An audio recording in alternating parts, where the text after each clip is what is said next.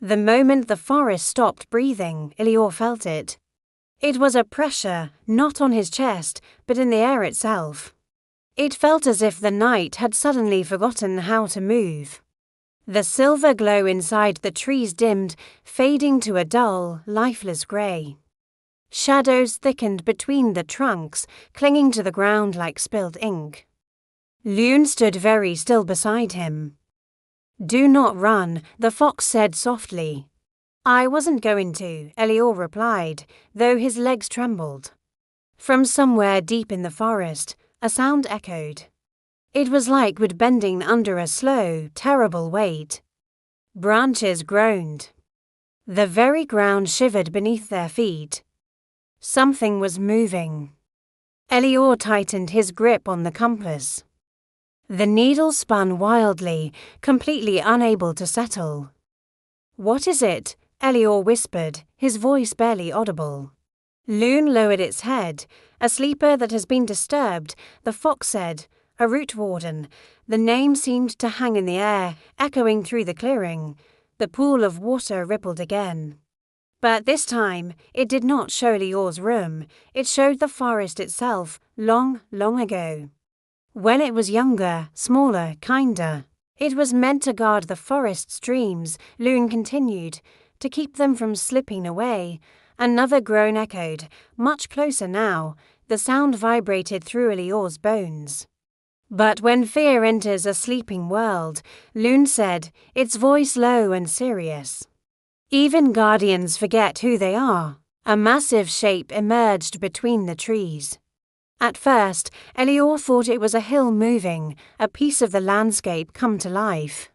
Then he saw the limbs.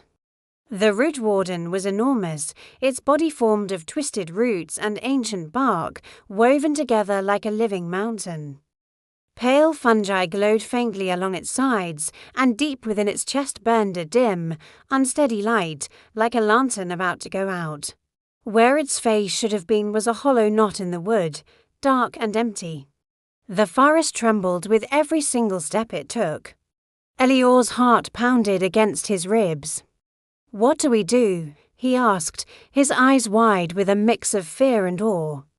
Loon did not bare its teeth. The fox did not crouch to attack. Instead, it sat down. "We listen," Loon said simply. The root warden raised one massive limb and brought it crashing down, cracking the ground at the edge of the clearing. The surrounding trees leaned away, as if they were afraid of its touch. Elior swallowed hard. "It's angry," he said. "No," Loon corrected gently. "It is lost." The creature let out a deep, hollow sound. It wasn't a roar, but a sigh so heavy it made the night itself shudder. In that sound, Elior felt something stir inside him, not fear, but a profound sadness. He stepped forward before he could stop himself. Loon's ears twitched, but the fox did not try to stop him. The compass in his hand warmed again, but this time. The needle was steady, calm. Elior stood at the edge of the clearing, facing the towering root warden. "I don't know what you're supposed to be," he said softly, his voice trembling but clear. "But I think you're tired." The creature froze.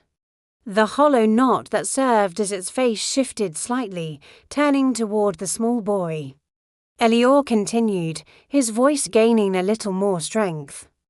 "This forest was sleeping," he said. "And you were part of that sleep. Something woke you up to fast." The light in the root warden's chest flickered, like a struggling flame. Elior closed his eyes. He focused, pushing past the fear. He remembered the sound of the forest breathing from before. In out, slowly, deliberately. He began to breathe with it. In out, the air around him began to change. The silver glow returned. Faintly to the trees, pulsing in time with Elior's breath. The pressure in the air lessened. The root warden shuddered. Its massive limbs trembled, the roots that formed its body loosening, the bark creaking softly. Loon spoke then, its voice quiet. Almost a whisper. "Guardians do not fight sleep," the fox said.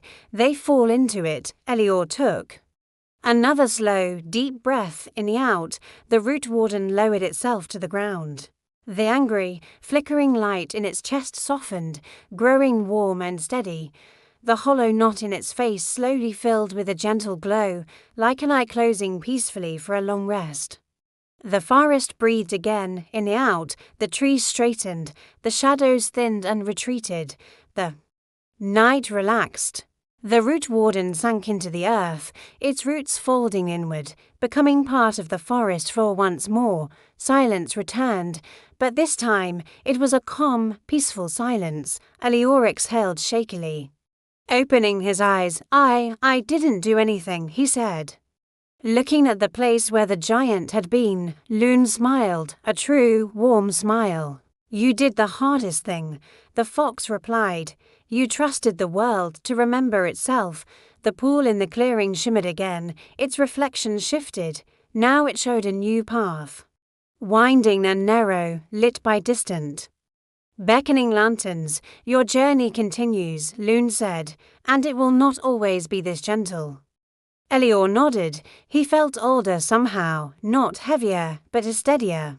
As they walked toward the new path, the forest whispered behind them, not in words, but in a feeling of gratitude. And far away, beyond this sleeping world, something else stirred. Something that was not meant to wake. The journey was far from over. Thank you for joining us on this part of Elior's journey. If you enjoyed this story and want to find out what happens next, be sure to subscribe and follow along. We'll see you in the next chapter.